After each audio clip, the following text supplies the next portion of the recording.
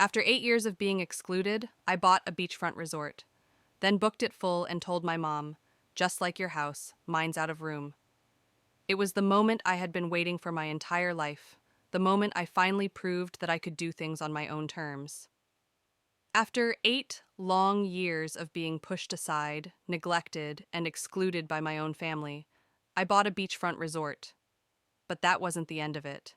No, I took it a step further. I booked it full and sent a simple message to my mom. Just like your house, mine's out of room. My name is Jessica, I'm 32, and for most of my life, I was nothing more than a shadow in my own family. My mom and her side of the family always had a special bond. A bond that didn't seem to include me. They'd invite everyone over for family gatherings, holidays, and vacations, but I was always left out. It wasn't overt, it was more of a silent exclusion. A glance that meant I wasn't welcome. A conversation that never included me. Or a subtle comment about how you wouldn't understand, you weren't there. I wasn't an outsider in the traditional sense. I was part of the family, but I felt invisible. While my cousins and siblings got the attention and love, I was constantly on the sidelines, forgotten unless they needed something from me. Every time I was left off the invitation list or ignored during important moments, a little piece of me broke off, and I silently vowed to show them one day.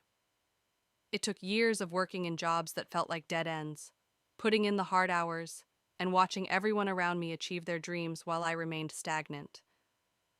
But something clicked in me one day. I was tired of being the person who was good enough for family chores and errands, but never worthy of being part of the bigger picture. I was tired of being small. It was time to dream bigger. The decision to buy the beachfront resort wasn't something I took lightly. It was a culmination of years of feeling small, being disregarded, and watching others succeed while I remained invisible. But one day, I realized something. No one was going to hand me what I wanted. I had to go out and claim it for myself. I started researching. I spent hours learning everything I could about the hospitality industry, about investing, and about what it takes to run a successful resort. There were nights when I thought I might be dreaming too big, but I couldn't stop. Every setback made me more determined. Every no I received only fueled the fire within me to prove everyone wrong.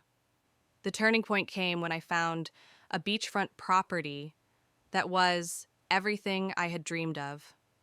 It was dilapidated, run down, and neglected, but it had potential. Most people would have walked away, but I saw something different. I saw the future I had always imagined. I saw a place that could be transformed, a place where people could escape, relax, and create the kind of memories I was so desperate to be a part of. It wasn't easy. I used every ounce of savings I had, took out loans, and enlisted the help of a team to get the resort back in shape. The work was exhausting, but there was a sense of pride in every little victory, every room I restored, every guest who came and stayed. Slowly but surely, I turned the place into a beautiful retreat, a home for those who wanted to relax by the sea. And then came the moment that sealed everything. I fully booked the resort. The moment I saw that my dream was finally realized, I felt a rush of accomplishment, like nothing I had ever known. It was time to share that with the people who had never considered me as worthy of a seat at the table. When the resort was fully booked and running smoothly, I knew it was time to confront the family. I'd spent years being treated like I was less than everyone else, like my efforts and dreams didn't matter. Now, I had a success that was all mine, built from the ground up, and it was time to show them that I had finally achieved something they couldn't ignore. It wasn't a spontaneous decision. I thought about it for days, how to make the message clear without it being a confrontation. I didn't want to throw it in their faces, but I also didn't want to let them think they could keep me in the shadows anymore. Then, it hit me. The way to really get my point across was to use humor, to let them see that I wasn't bitter, but I was strong and confident. I knew that sarcasm would be the perfect tool to make my point without being too harsh. It was time for them to realize that just like their house, mine was out of room. I called my mom, who had always been the one to make subtle jabs about how We never have enough room for everyone. Her house was always the gathering place, the center of everything. But when I bought the resort, I realized I didn't need to fight for a space in her world. I had created my own world, one that I had earned, not been handed. I booked a family therapy session, one that we were going to stream live, to make sure everyone was included. When my mom joined the call, she was visibly surprised. I calmly said, "Just like your house, mine's out of room." I could feel her confusion before it even registered, but I didn't back down. I explained that while I had once fought for a place at the family table, now I had built a table of my own, and it was full. Her reaction was predictable: shock, confusion, then defensiveness. But I could tell that deep down, it hit her. This wasn't about me being angry anymore. It was about me having grown and built something for myself. The weight of it all, years of exclusion, being overlooked and dismissed, suddenly didn't matter anymore. I had claimed my success and found my peace. For the first time, I felt completely in control. I didn't need to explain myself to anyone. The resort was proof of my worth, of what I could do when given the chance to prove myself. The reaction I got from my family wasn't exactly what I expected. My mom, naturally, was stunned. She hadn't realized how deeply I'd been affected all these years, how much her subtle dismissals and exclusion had eaten away at me. At first, she tried to deflect, playing it off as a joke or a misunderstanding. But when I didn't back down, when I calmly stood my ground, her defensiveness faded into silence. My siblings were more vocal, though. Some tried to side with her, saying I was overreacting, that it was just family tradition to have gatherings at Mom's house. But I knew better. I had spent too many years fighting for scraps of attention, constantly trying to prove my place, only to be ignored. It wasn't tradition, it was neglect. But there were also others who saw what I had done, who recognized the effort I'd put into building something of my own. Some even admitted they hadn't realized the impact of their actions on me. That moment of recognition, where my family finally understood the pain I had silently carried, felt like a quiet victory. The real turning point came when I realized something I had never fully accepted before. I didn't need their approval anymore. I had spent so much of my life trying to fit into their world, trying to earn a seat at their table. But when I built my own table, I didn't just get a seat, I got the whole room. The validation I had so desperately craved for years now seemed irrelevant. My resort, my success, was proof of what I was capable of on my own. At that moment, I decided I didn't need to prove anything further. Whether or not my family understood or accepted me didn't matter. What mattered was that I had done something for myself. I had built something real, something that could stand on its own, and I wasn't going to apologize for it anymore. Even though the conversation had left some family members uncomfortable, it was clear that the dynamics had shifted. No longer was I the person who waited for permission to be noticed. Now I was the one calling the shots. The days after that live-streamed family therapy session were surreal. There was a shift in the air, subtle but undeniable. It wasn't just the family dynamics that had changed, it was me. I no longer felt like the person trying to fit into a mold that was never meant for me. For the first time in my life, I felt like I truly belonged to myself. At the resort, things were thriving. The bookings were coming in faster than I could have hoped, and the guests loved the changes I had made. I had poured my heart and soul into every room, every detail, creating a space that felt like home, something I'd never truly felt growing up. It was my sanctuary, and it was now a place that could give others a little peace too. But there were still moments when I had to face the reality of what had happened with my family. Every phone call, every message from my siblings or relatives was a reminder that things would never be the same. I had gone from trying to please them to making decisions that shook the very core of what they thought I was capable of. Some of them still didn't understand why I'd gone public with it all.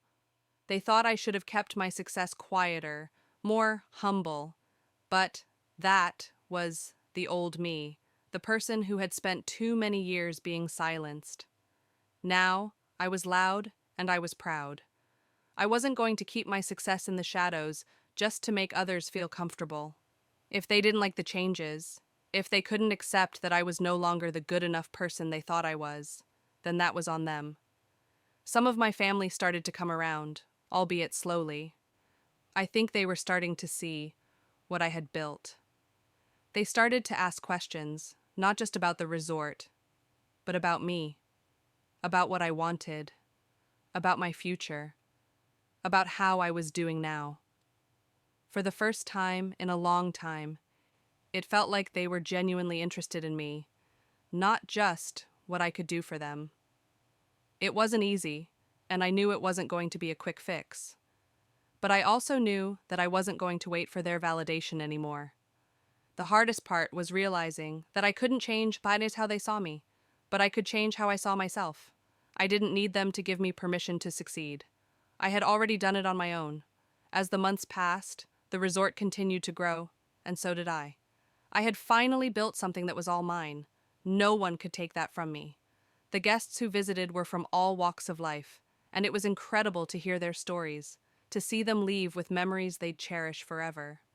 My resort wasn't just a place for relaxation. It became a sanctuary for people who needed to escape the pressures of life, just like I had once needed to escape the suffocating grip of my family's expectations. But no matter how much success I found, there were still moments when the old wounds resurfaced. I'd walk around the resort, my hands brushing over the fresh paint, the smooth woodwork, and feel a wave of uncertainty. Was this really enough? Had I done this for myself? Or was there still a part of me that wanted to prove something to my family? There were days when the questions crept in, making me doubt my decisions. Then, I realized something important.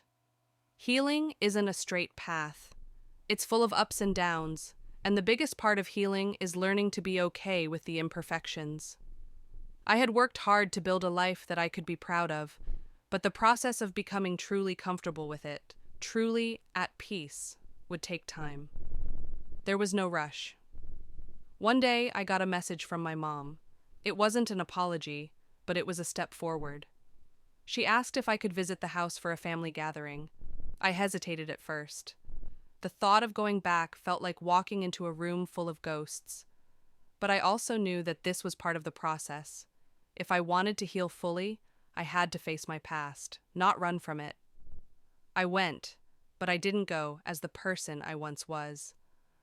I walked into that room knowing who I was, proud of what I'd accomplished, and unafraid of the silence that followed my entrance.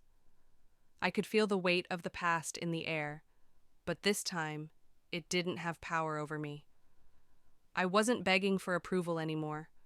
I was simply there to exist, to be present, and to share space without feeling like I was less than. The family dynamics were still strained, but they were different now.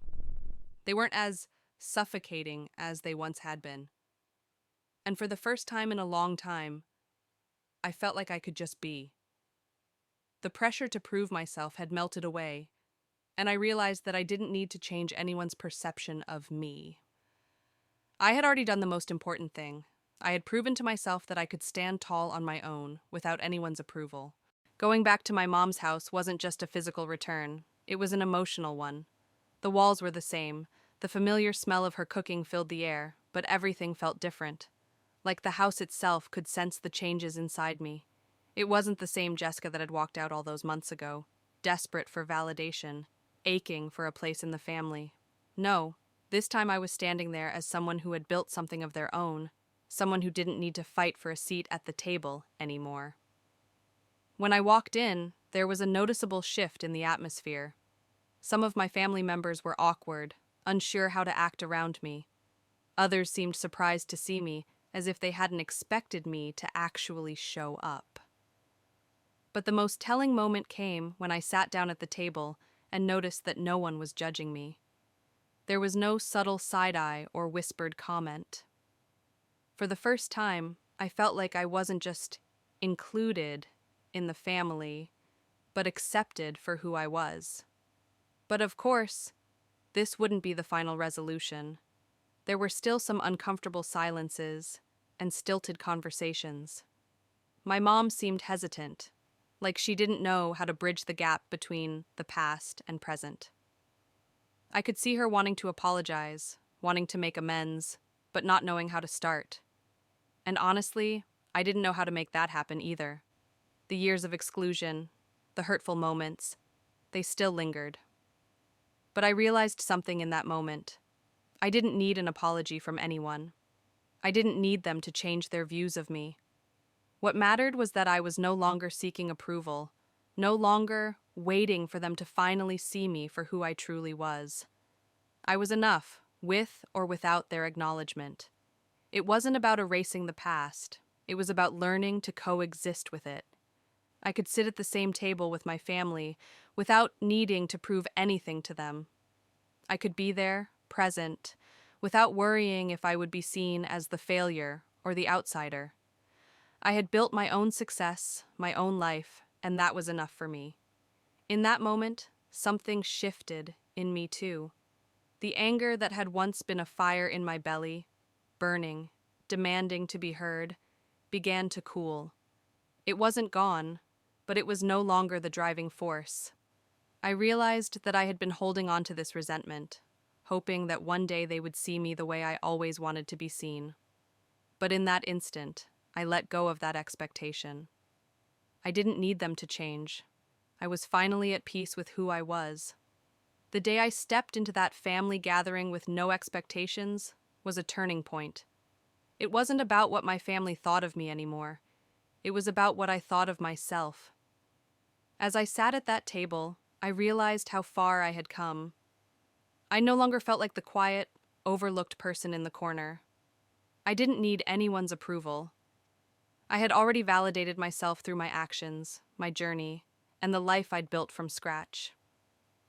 But even as I sat there, quietly sipping my drink and listening to the usual family chatter, I couldn't deny the occasional sting. The conversations about vacations, the vacations I had been excluded from, the inside jokes, the ones that always left me out. For a brief moment, I felt that old familiar ache, the feeling of being almost part of something, but never quite there. However, something was different now. This time, I didn't internalize it. I didn't shrink into the corners or retreat. I acknowledged those feelings, let them pass through, and then focused on the fact that I was there. Not by accident or out of pity, but because I chose to be. And for the first time, I felt okay with that. The hardest part was my mom. She looked at me differently now, not with the same distant affection she once had, but with a deeper awareness of who I was and what I had done. It was clear she was processing things, figuring out how to navigate this new dynamic. But she wasn't pulling away anymore, and that was the first step in healing our relationship. One evening, as the family gathered outside, enjoying the sunset, my mom came over to me, a hesitant smile on her face. She didn't apologize, not in the way I had expected. Instead, she simply said, "I see you. I see what you've done, and I'm proud of you." It wasn't much, but it was everything I needed. It was a moment of validation from the person who had unintentionally shaped my longing for acceptance. That moment was all I needed to finally close the chapter on the hurt I had carried for so long. I had taken back control of my story. The pain of exclusion still lingered, but it no longer defined me.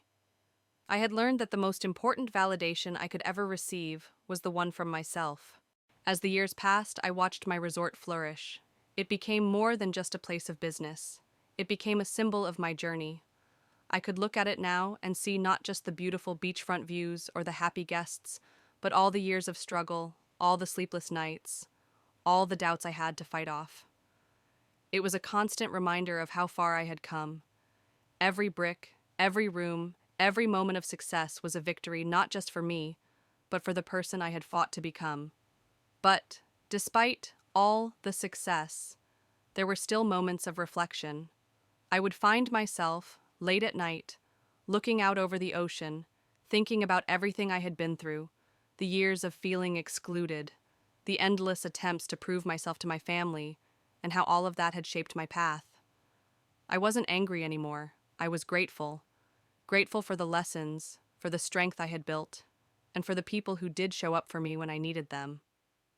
The relationship with my family, especially my mom, had evolved. It wasn't perfect, but it didn't need to be. We had learned to communicate better, to understand each other more deeply. The love was there, even if it looked different now.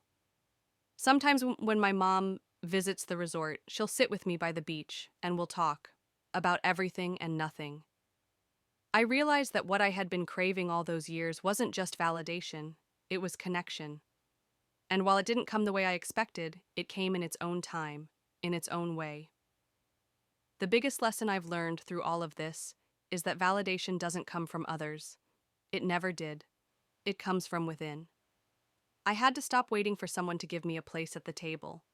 I had to create my own seat, build my own table, and fill it with the people who truly saw me for who I was. Now, when I look back, I don't see the hurt. I don't see the years of exclusion or the moments when I felt invisible.